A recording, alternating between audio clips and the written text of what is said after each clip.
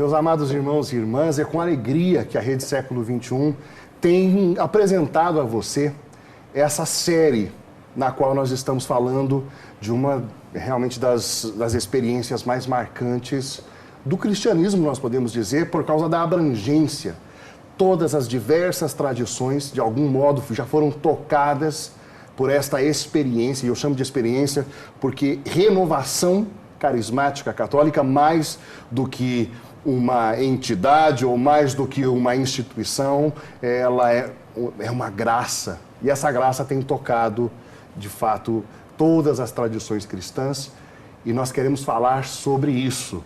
Temos falado sobre isso, já exibimos 4 especiais falando da história da renovação carismática, como ela chega ao Brasil, né?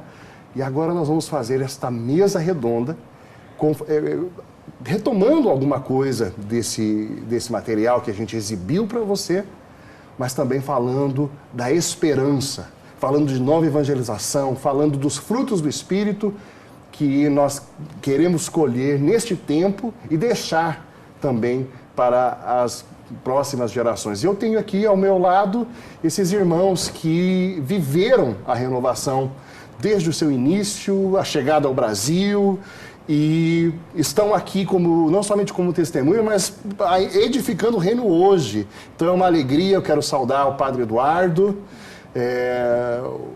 Tácito Coutinho, mais conhecido como Tatá, e o Reinaldo Bezerra, que cada um pudesse dar a sua saudação também. Padre Eduardo, por favor. Louvado seja Deus por tudo que o Senhor tem feito, não é? É a mão de Deus. Jesus é o batizador. É Jesus que nos enche com o Espírito Santo. Uma sequência de graças à encarnação, à vinda de Jesus, a vida de Jesus com os ensinos dele, a morte, ressurreição e Pentecostes. Eu louvo e agradeço a Deus por esta sequência de graças. Aconteceu comigo, aconteceu com muitas pessoas, pode acontecer com mais pessoas. Tatá, suas considerações, meu irmão. É uma alegria participar de uma mesa dessa com o Padre Eduardo, o Reinaldo, nós que vivenciamos o começo da renovação carismática que foi trazida ao Brasil pelo Padre Eduardo. Essa experiência de Deus na nossa vida, experiência de Deus na minha vida, que costumo dizer, mais do que qualquer outra coisa, deu um sentido à minha vida. E eu sou grato a Deus por essa experiência, por isso. Eu sei porque eu estou aqui, sei porque eu vivo, sei qual que é a razão da minha vida, porque experimentei o amor de Deus em meu coração. Eu dou graças a Deus por essa experiência na igreja e agradeço a Deus o Padre Eduardo ter sido o mediador disso para nós aqui no Brasil. Maravilha. Reinaldo, suas considerações para a gente iniciar essa nossa conversa. Também tenho muita alegria no coração de podermos estar aqui compartilhando com os nossos telespectadores alguns aspectos dessa graça, né? Fazer memória daquilo que Deus realiza no seu povo é uma maneira de manter acesa e adequada a identidade daquilo que Deus suscitou, né? Então, o que a gente quer fazer aqui hoje é isso. Olhando para trás, né, nos 50 anos de renovação no Brasil, trazemos para o presente na esperança de que aqui a gente aprenda para onde vamos caminhar, como vamos caminhar daqui para frente. É uma alegria poder estar com vocês também. O meu nome é Fernando Nascimento, eu sou aqui da Associação do Senhor Jesus, e a minha alegria é imensa porque eu faço parte dessa nova geração, vamos colocar assim, da renovação, e estar aqui ao lado desses irmãos que até hoje edificam o reino, que têm sido fiéis, é uma alegria, é uma honra realmente, e eu bendigo a Deus por isso. Nós temos que começar porque é tanta coisa para a gente conversar que nós não podemos enrolar, né? Mas eu queria que a gente começasse falando um pouco do contexto eclesial no qual surge a renovação carismática. E talvez a gente podia fazer uma pergunta, Reinaldo, eu vou trazer essa pergunta para você. Por que agora uma renovação carismática? Por que neste tempo uma renovação? Qual é o contexto no qual ela surge? E reitero, por quê nesse período? É interessantíssimo isso. Sempre que a gente vai estudar os aspectos eclesiais da renovação, é importante perguntar-se, né, dentro dessa linha que você está fazendo, quais foram os propósitos de Deus ao suscitar, nesse tempo, uma expressão eclesial com tinturas pentecostais chamada renovação carismática, né? Tantos séculos, não houve na igreja, sim, experiências carismáticas, sim, mas com esse perfil, não, é novo. Então, por que será? Então, é bom a gente situar, né, dentro do nosso tempo, mas, em resumo, é o seguinte, nós atravessamos na nossa história diversas circunstâncias que nos foram distanciando do Espírito Santo. O Espírito Santo nunca se afastou da igreja, é promessa de Jesus que ele ia estar eternamente com a gente, e também nunca esteve dormindo, né, na igreja, mas nós estávamos pouco despertos para ele. Né? E por quê? Porque aconteceram uma série de coisas que contribuíram para que a nossa percepção a respeito do Espírito não progredisse como poderia, né? Assim, rapidamente, nós tivemos uma primeira comunidade, logo no século II, que foi muito carismática, né? Com um ex-sacerdote pagão que se converte, Montano. E essa comunidade, ela exercitava efusivamente os carismas, mas ela se tornou cismática com o tempo. Ela vai negar a autoridade hierárquica na vida da igreja e são atingidos assim os seus membros por um certo iluminismo de se deixar guiar diretamente pelo Espírito Santo sem passar pelo crivo do magistério da igreja, né? Então, o primeiro cisma na igreja, eles não são considerados heréticos, não há nenhuma heresia atribuída a eles, mas causaram pelo seu comportamento, a primeira cisão, né? A primeira ruptura com a igreja. E isso marcou pela história toda. Até quando surgiu a renovação, começa a surgir, alguns diziam, olha lá Montano, esse povo... Deixa eu contar um caso aqui, um caos. Você estava falando que isso surgiu na igreja. Eu lembro quando eu fui nomeado para o Escritório Nacional em Brasília. Que ano você lembra mais ou menos? 88, por aí, 89. E a CNBB ainda não tinha uma interlocução da renovação, que era o escritório, que era a interlocução da renovação, porque ela vai se organizar de maneira depois. Então nós fomos chamados, porque eu assinava pelo escritório, nós fomos chamados. Fui eu e a irmã Trindade, na CNBB, responder a um questionário de quem que éramos nós. E um padre, assessor da CNBB, me interrogou e falou assim, vocês são neomontanistas?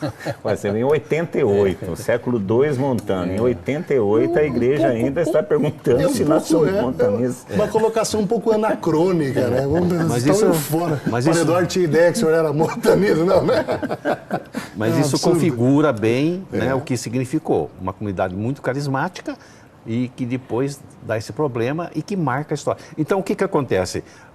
Quando surgem outras expressões carismáticas, a igreja sempre vai falar, vamos com calma, vamos devagar, melhor não expandir isso aí, não difundir muito, né? Vamos. Então, tivemos os messalianistas, priscilianistas, seguidores de Joaquim de Fiore, né? Donatistas, e a igreja sempre, né, a partir daí, com cautela, que é muito bom para nós, né? Uma outra coisa é que Jesus Cristo era muito atacado no princípio do cristianismo, né? Haviam muitas heresias a respeito dele. E a igreja, então, se reúne para definir bem a pessoa humano-divina que é Jesus Cristo, né? Então, ela estabelece a cristologia, coisa magnífica da qual nós bebemos até hoje. Mas, né, não que ela tenha feito alguma coisa errada, fez o que precisava fazer, era Jesus Cristo que estava sendo atacado, o Espírito Santo só tinha uma heresia contra ele.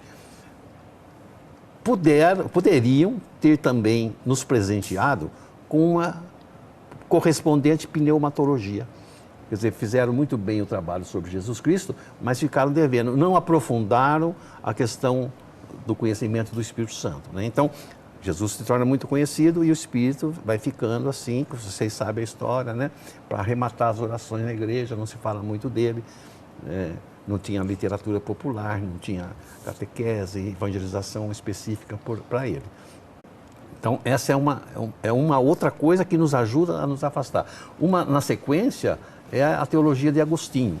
Quando eu falo isso, muitas pessoas se arrepiam, né? Mas como Agostinho fez alguma coisa errada? De maneira absoluta. fez de modo muito perfeito o que se propôs a fazer, que foi refletir sobre a natureza do Espírito Santo no seio da Santíssima Trindade. Né? Fez magnificamente. Também poderia nos ter brindado com uma reflexão sobre a pessoa do Espírito na sua ação, na economia da salvação. Isso ele não fez, não era o propósito dele. Mas se ele tivesse feito, ele nos ajudado muito. Porque o que gera culto, o que gera devoção é a pessoa na sua ação, na história. Né? Não fez. E depois também, só para concluir essa primeira pergunta sua, para a gente entender o contexto, 1054, a igreja separa-se da igreja que viria a ser a igreja ortodoxa. E nós até então bebíamos da pneumatologia da igreja do Oriente. Então eles foram sempre mais festivos, icônicos sobre a pessoa do Espírito Santo, e a gente bebia deles, né? Quando se separa, isso aí é a teologia da igreja do Oriente. Então a gente também se ressentiu de não mais beber, não mais. Hoje se difunde tudo, né? Também essa teologia. Mas mais uma coisa para. E assim foram, daí para frente, muitos séculos, com o Espírito Santo ocupando um lugar assim, como se fosse uma coisa secundária, né? De culto. De fato, como eu já falei, não haviam cânticos populares, não havia literatura popular, haviam tratados, imensos tratados, temos muitos deles todos os séculos, mas tratados intratáveis para nós. Aqui no Brasil, inclusive, a tradição portuguesa identificava o Espírito Santo como um santo, né? O divino. O divino, que ficou na religiosidade popular como a festa do divino, né? E então não havia literatura, cântico, na liturgia era um pouco referenciado ele. Então, num contexto assim, Deus começa, no final do século XIX, meados do século XIX, a suscitar na igreja, não só católica, nas outras denominações também, pessoas preocupadas com essa situação em que se encontrava a pessoa do Espírito Santo. Né? Então suscita Arnaldo Jansi, hoje santo, que funda uma congregação que vai difundir a pessoa do Espírito. Suscita Conchita Cabreira, no México, uma senhora, mãe de família, viúva, que vai escrever dezenas de obras sobre o Espírito Santo. Francesca Javier del Valle, espanhola, que escreve o Decenário do Espírito Santo. Marta Robin, né, que é mais conhecida dos nossos tempos, uma mística também, carismática. Todo mundo falando de uma nova experiência do Espírito. Isso, todo mundo. E também teólogos, né? Alguns teólogos da França, especialmente da Alemanha, começam a se preocupar e a voltar a refletir sobre carismas, por exemplo. Só para contextualizar, o Padre Eduardo vem sendo, nesses últimos 2 anos, muito tocado por uma dessas místicas que nessa época, nesse período, falavam de nova experiência, que é a italiana Luisa Picarretta, né? Que se você começa a ver os escritos, aquilo que ela fala, o Padre Eduardo pode falar disso melhor do que eu, a respeito da divina vontade, mas ela fala de uma nova santidade, não é, Padre Eduardo? Uma nova santidade através... Fala um pouquinho disso, Padre, acho que é importante. Houve 3 vias, a criação, e tudo foi existo, tudo foi criado. E depois a redenção, mas a terceira é a santificação. É algo que Deus vai fazer através do santificador. E principalmente quando nós nos entregamos a Deus, é possível que o Divino Espírito Santo ilumine nosso espírito, a nossa inteligência para saber a vontade de Deus, a nossa vontade, a nossa memória. É possível ser movidos por Deus, santificados por Deus. Exato. Porque Deus quer um tempo de grande santificação. É algo que Ele vai fazer. Sem dúvida. Eu acho interessante isso, porque até hoje, Reinaldo, nós, carismáticos, aqui, olharmos para esses... Porque esse é o contexto no qual a gente surge. Se a gente não bebe dali...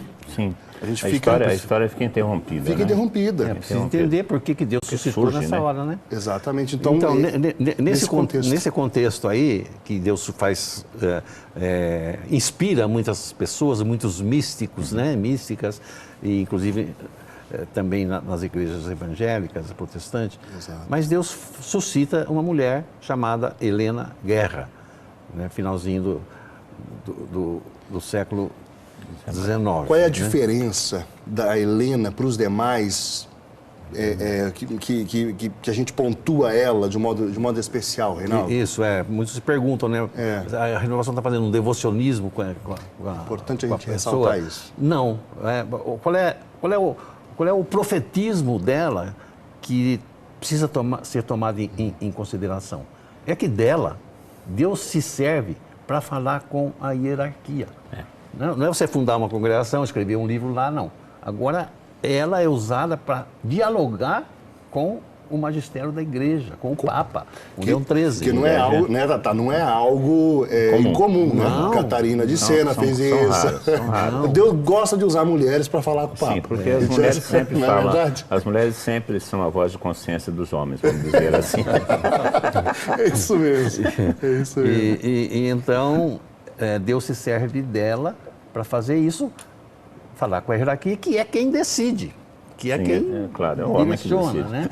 Então, ela vai, nesse contexto, começa a estabelecer uma correspondência epistolar com Leão XIII, escreve 13 cartas e vai revelando as suas experiências, né? Ela tinha as experiências místicas particulares, reconhecidas pela igreja, tanto que a beatificaram, e falava para o padre da preocupação dela de que nós devíamos resgatar o papel que era de direito do Espírito Santo na igreja, né? Então ela consegue dele um primeiro documento, 1895, em que ele convida todos os bispos a se dedicar a fazer a novena do Espírito Santo, né? Que era uma reclamação que Jesus fazia para ela nas suas visões místicas. É com esse breve, então, que fica instituída a novena? Não, Não, ela vai ele ser só- instituída com a Adelino e Ludmunus. Ah, ok. Ela tem um breve, depois...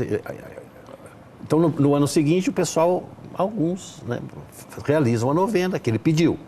Ela reclama, né, que eles não fizeram direito. Então, daí ela volta a falar, santidade, o senhor precisa tomar uma medida mais enérgica. Porque alguns fizeram e não voltaram a fazer esse ano, acharam que era só para aquele ano. Agora, 1896, não fizeram. E outros nem fizeram mesmo, né? Uns fizeram, não repetiram. Então, o senhor precisa tomar uma medida mais enérgica. Então, ele escreve, em 1897, a primeira encíclica sobre o Espírito Santo. A primeira encíclica sobre o Espírito Santo em... 1897. Isso, eu acho que isso mostra, Mostra né? o contexto. O contexto. 9 de maio de 1897, ele decreta exaura essa encíclica, 19 séculos para a gente ter uma encíclica do Espírito Santo. Exato. E nela, então, ele convoca os escritores, os teólogos a se debruçar sobre a pessoa do Espírito Santo para torná-la de uma maneira mais popular para o entendimento do povo, né? E aí, entre as coisas que ele toma, lá no final, ele fala, decretamos que a partir desta data, em todas as matrizes e, se possível, nas capelas, realize-se, por ocasião do Pentecostes, uma novena de preparação para a festa, né? Aí ele fala das indulgências que tem. Então, ela é a única novena litúrgico oficial da igreja, é a única. As outras são devocionais e, como o próprio Jesus inspirava a Helena, são ótimas, são boas, mas essa é da obrigação. Então, a gente fala com o povo, né? Se você na sua diocese não tem a novena, converse com o seu vigário, com o seu pároco, se ofereça para ajudar a organizar. Tem centenas de novenas escritas, né? Leão XIII não escreveu uma novena, nem Helena Guerra, tem novenas dela também. Mas não é uma novena, é uma novena que celebre, não importa qual. Então, ajude a organizar isso, que é um modo de difundir a cultura de Pentecostes, né? Que vem coroar o trabalho de Helena Guerra ao conseguir isso do Papa. E, na sequência, ela consegue que o Papa também comece o século novo, na missa de consagração do século XX, que ele consagre o mundo ao Espírito Santo. Isso é um passo fundamental. Isso aí. Nós temos... E a gente vai ver o que acontece, então, no século. A partir daí começa a encíclica promove essa consciência do Espírito Santo, o século começa, pulando um pouco, você vai ter o Papa Pio XII com a Missis Corporis, que abre uma janela sobre o Espírito Santo, sem falar da reforma litúrgica dada pelo Papa Pio X, que também possibilita uma ação, uma consciência maior do Espírito Santo, e vai se preparando através dos movimentos que são a expressão carismática da igreja, os movimentos de renovação litúrgica, renovação bíblica, renovação...